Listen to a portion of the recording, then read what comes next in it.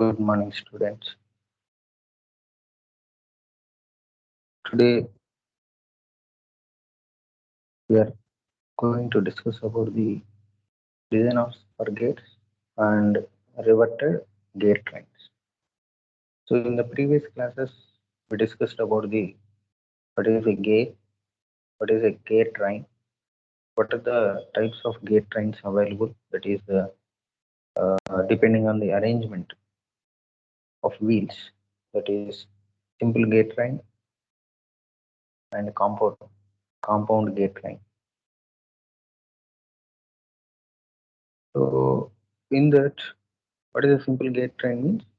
Only one gear on each shaft, that is known as a simple gear train, and compound gear train and the corresponding speed ratio, that is N1 by N2 is equals to T2 by T1, and the train value, that is a reciprocal of the speed ratio, that is T2 by T1 is equals to T1 by T2. These two things were we discussed in the last class.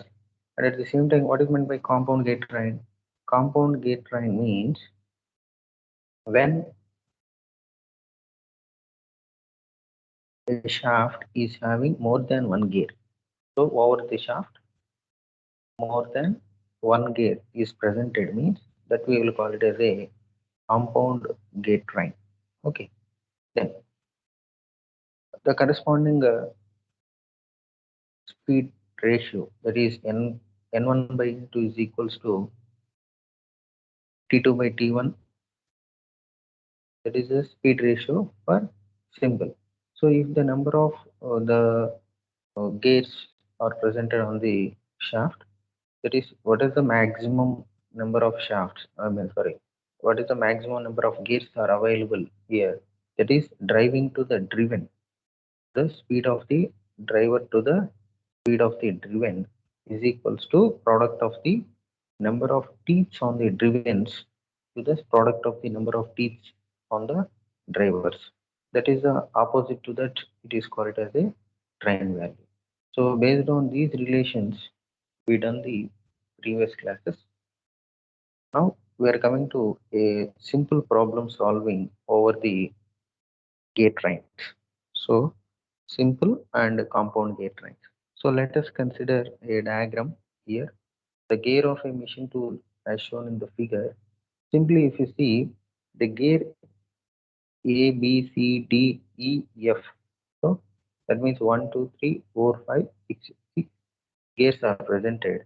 But here, if you clearly observe this, the gear A and gear F, the gear A and gear F is attached over the, that means these two are gears are attached individually over the shafts. But whatever the B and C, these two gears are attached over the single shaft. So A is a simple gear, F is a simple gear, but BC is a compound gear.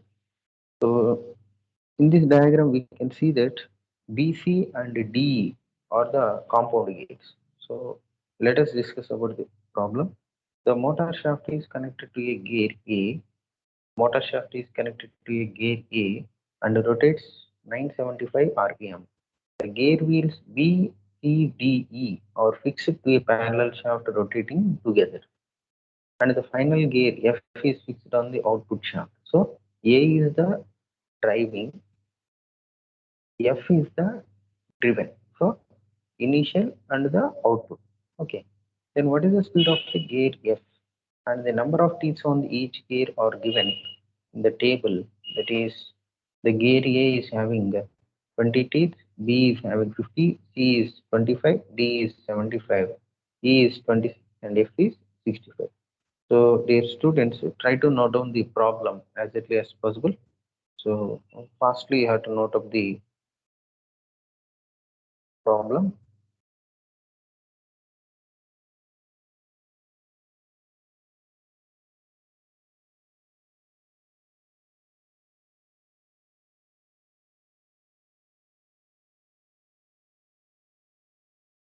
Now, what we need to find out the speed of the gate F. So, output we need to be find. So, what is the formula means? Before going for that, we just write the given data. Given data means what is the NA? That means the speed of the gate A 975 RPM, and the driving is cleared. What we need to find? The driven. So we know that driving by driven. So driven is called NF. Speed is the, you need to find NF. Okay. Then whatever the teach, TA 20, TB 50, TC 25, D TD 75, T is equals to 26, TF is equals to 65. So from here, if you see clearly, how many number of the gears are available means 6. Okay. And it is a B and C is a compound gear, and ED is also a compound gear. Then whatever the final formula means, speed of the first gear, I mean first driver to the speed of the last driven. Since the here A is a driver, and for that B is the driven, and at the same time B is the driven and C is the driving for the D, and D is the driver for the E. Okay, E is the driver for F. So there is in between these, we are having so many number of gates are there. So let us find out the equation. That is NA by NF is equals to, we know the already formula, that is speed of the first gate, first driver to the speed of the last driven is equals to the product of the number of teeth on the driven and the product of number of teeth on the drivers. So now what are the drivers and what are the drivens? So firstly note down NA by NF is equals to, drivens means, driven means for A, B is the driven. So TB, and next C is the driver and D is the driven. So D is the driven. So B, D, and F is the driven. Next, what are the remaining uh, drivers? That is TA, I mean A, C, E. These three are the drivers. So in the any figure, if you see, overall it is a 6 means 3 will be the driver and 3 will be the driven. So first we need to find out which one is the driver and which one is the driven. So TB into TD into TF by TA plus TC into TE. So after calculating all these, NA by NF is equals to 80.75, and NF is equals to NA by 18.75 is equals to 975 by 18.75, that is 52 RPM. So NF, that is the speed of the driven, output driven, final driven speed is 52 RPM. Then next, how to design this parquet? Sometimes if you see the driver and the driven are to be designed for the given velocity. Velocity means the speed ratio or velocity ratio, and at the same time the distance between the centers of the shafts or gates. Okay, so for that the design means, let x be the distance between the two shafts or otherwise two gates. If you consider there is a simpler gate, means like that. So n1 is equals to speed of the driver, and the t1 with the teeth of the driver. D1 is the pitch diameter circle of the driver. D1 is equals to pitch circle diameter. Next, N2, T2, D2 with the corresponding values of driven values. That is, N2 is the speed of the driven, T2 with the number of teeth on the driven, D2 with the pitch circle diameter of the driven column. Next, PC, circular pitch. Circular pitch. This value is to be very important.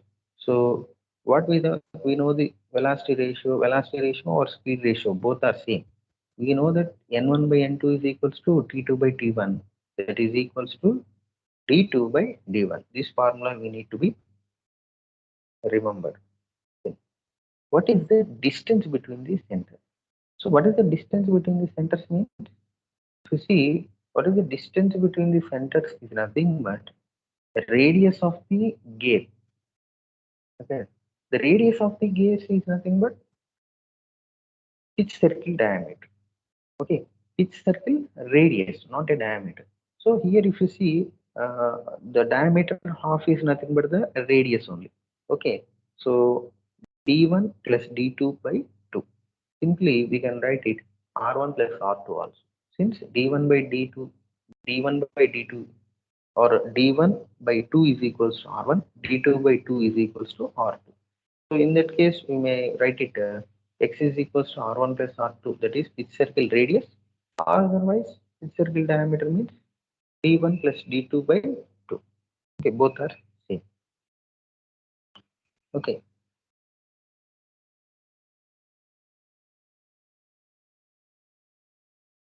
then we need to write up the formula, and based on that, we are calculating one more problem. Two parallel shafts about 600 mm apart. That means two shafts are there, but the gap is 600 mm. These are connected by a spur gauge. One shaft is to run at 360 rpm and the other shaft is run at 120 rpm. Design the gauge if circular pitch is 25 mm. That is, circular pitch is 25 mm. So everybody has to note down the problem firstly.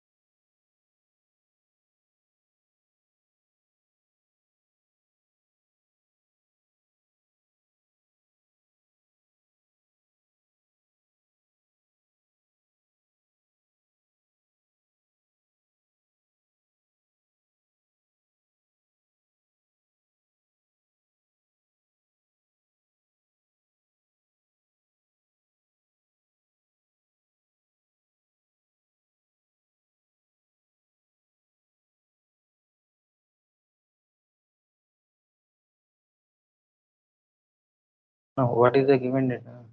The distance between two shafts. Distance between two shafts is 600 mm. 600 mm means x is equals to 600 mm. Next, n1 is equals to 360.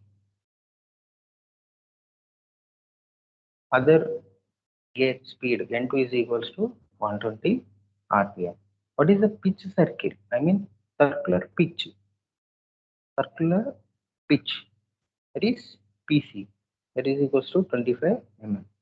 Next, what we need to find out is in the spur gauge. So we need to design the spur gauge means, so we need to design the gear is nothing but what is the shape of the gear? It is of circular, and then what is the number of teeth also given. So we need to find the diameter, and at the same time what is the number of teeth. So we need to find the teeth, how many number of teeth are available in the gear, and at the same time how much of circular pitch diameter. Okay, pitch diameter is also we need to find out. That means d1 d2 t1 t2. These data is to be find out by using the above formulas. So we know that speed ratio, what is the formula? T1 n1 by n2 is equals to d2 by d1 or t1 by t2 by t1 also. So n1 by n2 is equals to d2 by d1, that is equals to n1 means what? 360 by 120. So what is the ratio? 3. That means the d2 and d1 having the ratio, or that is the diameter of the pitch circle of d1 is equals to 3 times of d1. So what is the distance between x? X is equals to what is the formula? d1 plus d2 by 2 is equals to x. So given that x is equals to 600 is equals to d1 plus d2 by 2. So there is a relation is that is d1 plus d2 is equals to 1200. Okay, then by using d1 d2 relation, what we are having in the equation number 1 and equation number 2, we may get d1 and d2 as 300 and 900. Then what is the number of teeth we need to find out? That is equals to, there is a formula, you remember that t1 is equals to pi into d2 by pc. t1 is equals to pi into d2 by pc. That is equals to pi into d2 means what? We already know 300 by pc means circular pitch, that is 25 mm. So t1 is equals to 37.7, means approximately 37, more than that it may be 38 or 37. Okay, number of teeth. Then now coming to what is the t2? So t2 is nothing but pi d2 by d1 d2 by pc. So that is equals to pi into d2 means what? 900 by pc means 25. That is equals to 113. So the number of teeth are to be in complete numbers. So we need to find the speed ratio is to be 3. Let us find for that the first gear is having 38 number of teeth, and the second gear is to be having 114, since there is a 3 times of that. Then now what is we need to find out the exact circular pitch diameter, that is d1. So d1 is equals to, actually there is a 300 mm and d2 is the 900 mm, but it is not the actual. So we need to find out that d1 is equals to pi into t1 dash is equals to t1 into pc by pi. Why we need to find out once again means, since from the given data we have calculated that d1 as 300 and d2 as 900. See, from the given data we found that d1 is equals to 300, d2 is the 900. For the corresponding diameter, pitch circle diameters, we found d1, t1 and t2. t1 means teeth. t1 as 37.7 and t2 as 113.1. So is it possible to make 37? That means the number of teeth are 37 up to that. Okay. But what about the 0.7? That means either 38 number will be there or 37 will be there. Okay, the teeth means the gates. Okay, gate teeth, it should not be a half, or it should not be a 75% of the gear. Okay, all the gears are to be in a same shape and at the same time same size also, and the same number also. But here there is a 37.5 and 113.1, like that, means it is not the correct one. In practical, it is not possible. But we need to find the exact one. So for that, firstly we need to, already T1 has more than 37. So let us consider it is a 38. According to that, we need to find T2. So we know that in the previous relation, T1, sorry, d1 d2 has a relation that d2 is equals to 3 times of d1.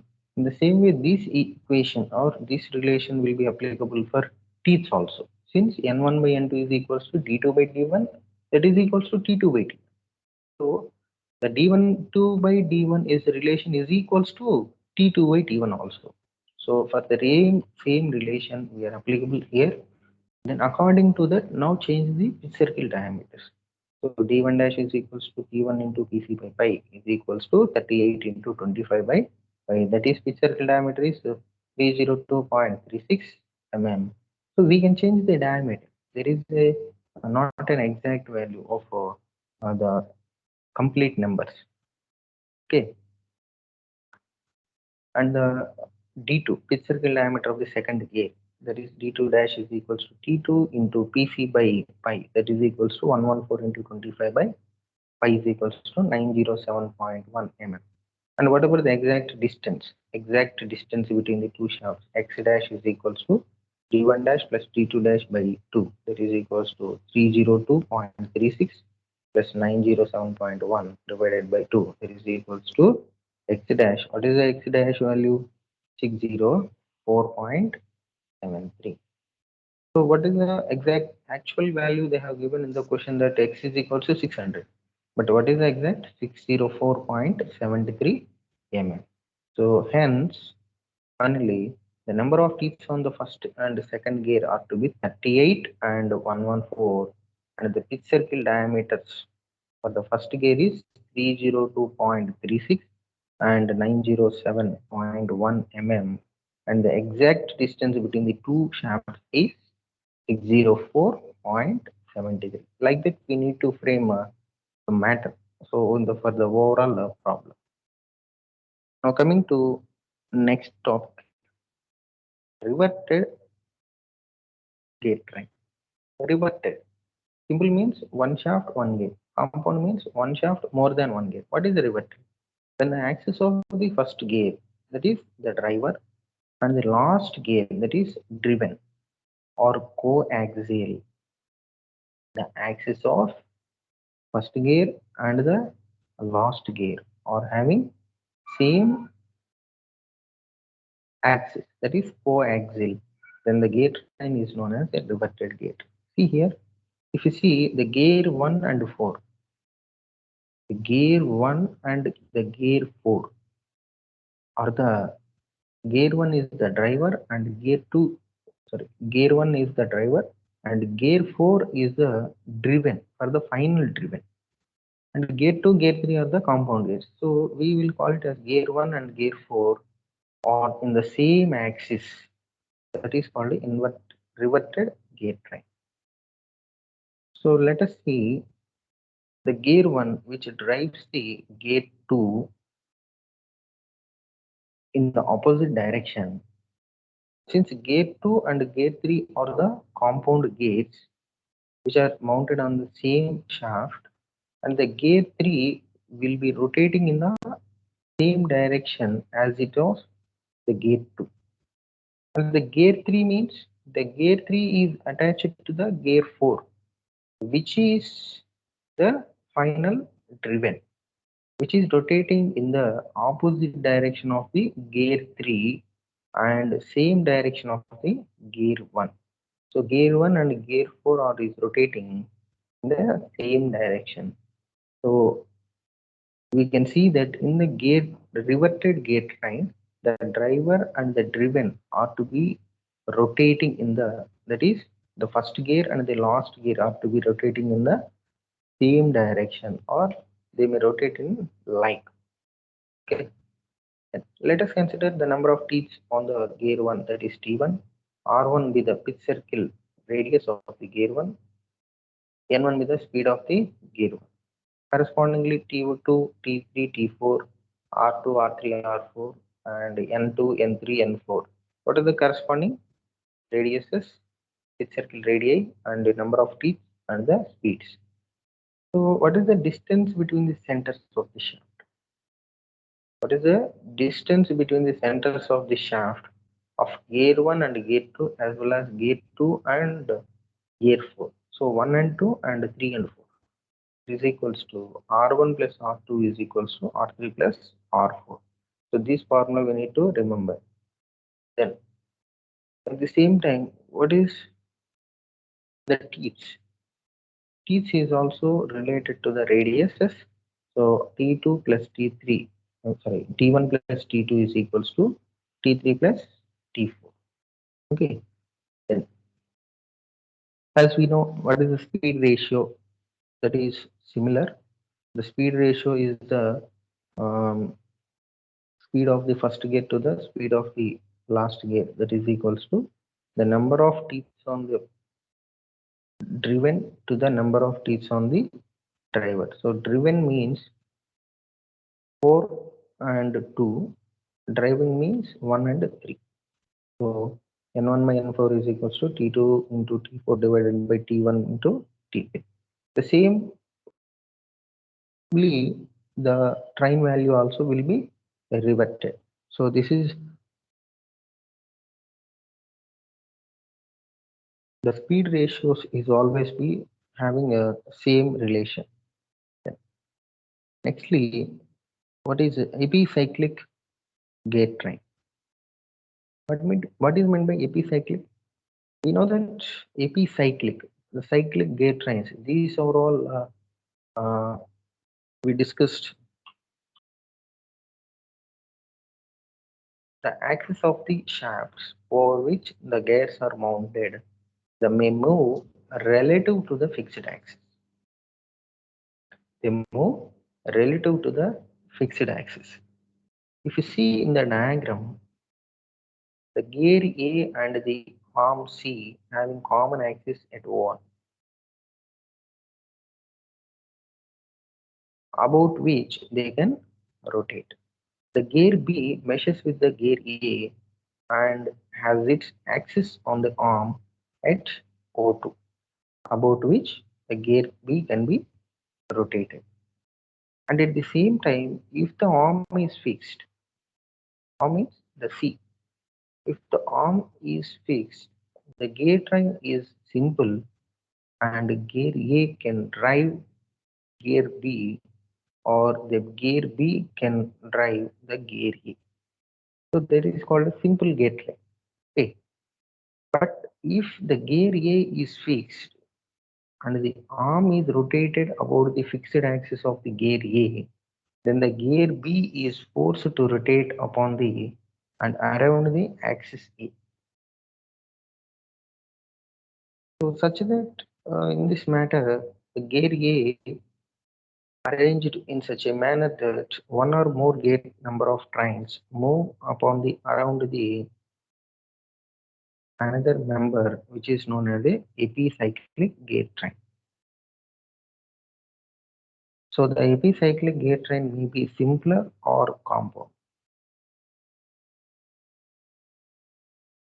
Then the epicyclic gate train are usually useful for transmitting the high velocity ratios with the gears of moderate size.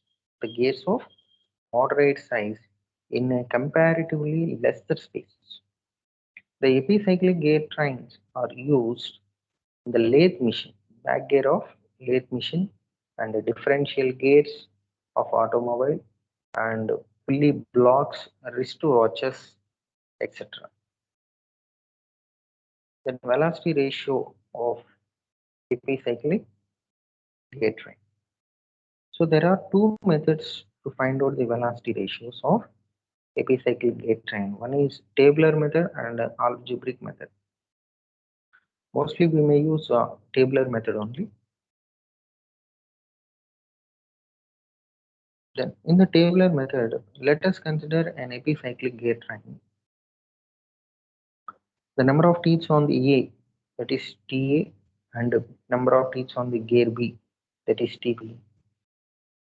First of all, if you see here, first of all, the arm, what we are having, the gear A and gear B, and in between these two, an arm is presented. First of all, we need to suppose that the arm is fixed. Therefore, the axis of the both the gears are fixed relative to each other, isn't it? When the gear A makes one revolution anti-clockwise, then the gear will A move TA by TB, TA by TB revolutions. Since N1 by N2 is equals to T2 by T1, like that. So assuming that the anti-clockwise rotation is positive and the clockwise rotation is negative, we may say that when the gear A makes plus one revolution, plus one revolution means is rotating in anti-clockwise direction means positive plus and clockwise means negative. So when the gear A is making anti-clockwise direction which makes one revolution, that is plus one, then the gear B will make minus TA by TB revolutions. So we need to firstly enter this information in the table. So if you see the table, first one, condition. So always the table will be like this. Step 1 and the condition of motion, then the revolution.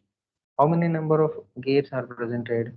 Gear A and gear B. In between these two, an arm is presented, arm C. What we need to fix? First condition, arm is fixed. That is, arm means C is fixed. So we represent 0 at C, and gear A, I mean gear A is rotating anti-clockwise through the revolution. So gear A is rotating in anti-clockwise direction. So +1. For that, gear B will rotate minus TA by TB rotations, revolutions.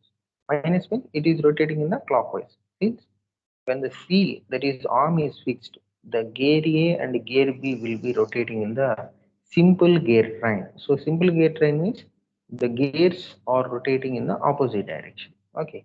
So minus TA by TB. In the second condition, if the gear A makes plus X revolution, if the gear A, same condition, arm is fixed, if the gear A is rotating plus X revolution, what is the revolution of B? That is minus X TA by TB. Okay. Then after that, after that, each element of next one, each element of epicyclic gear train is given plus Y revolutions. So each element of epicyclic gear train add plus Y revolutions to all the elements. So by adding plus Y to all these, arm plus Y plus Y plus Y. So what is the total? For C plus Y, for A already X is presented. Okay, plus Y.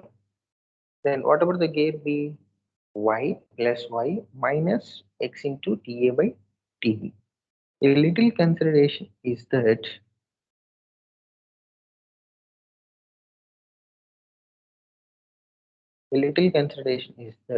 when the two conditions about the motion of the rotation of any two elements are known, then we can find the other unknown speed of the third element.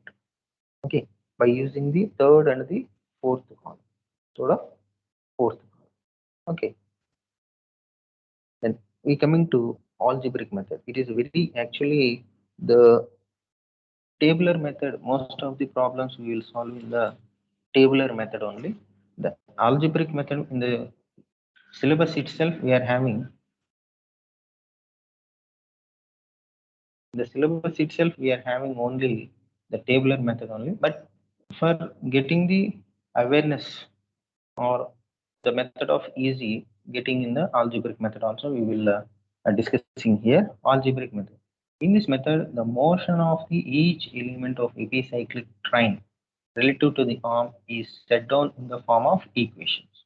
So algebraic means we may follow it in the equation form.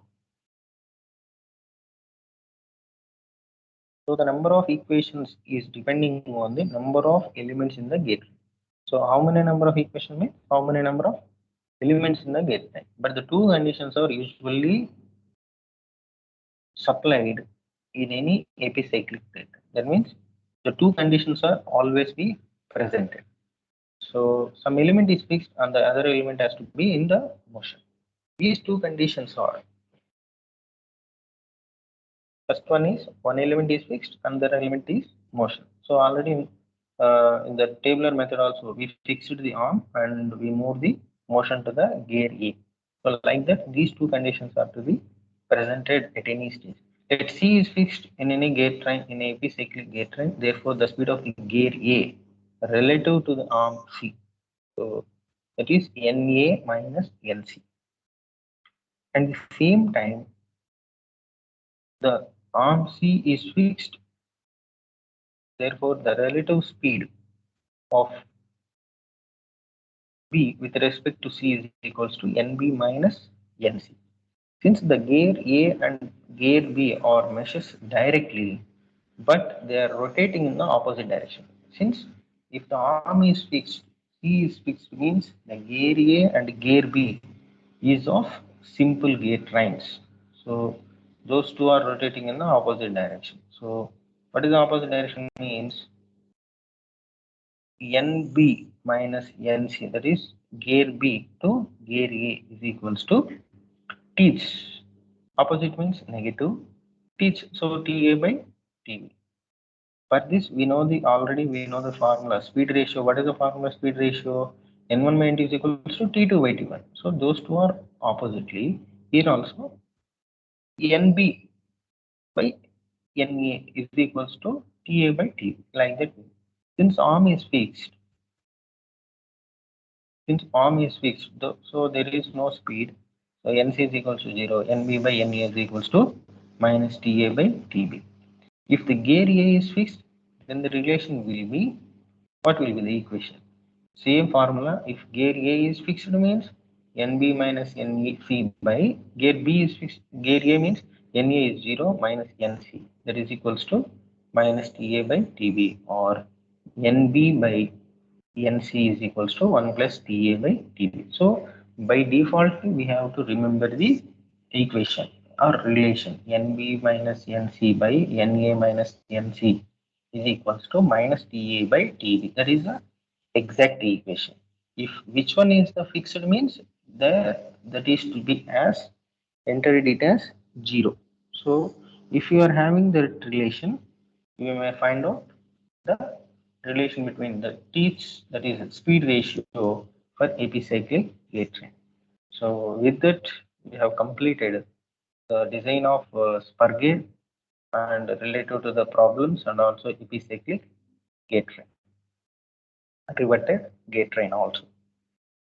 So then we will see in the next class with the remaining topics. Thank you.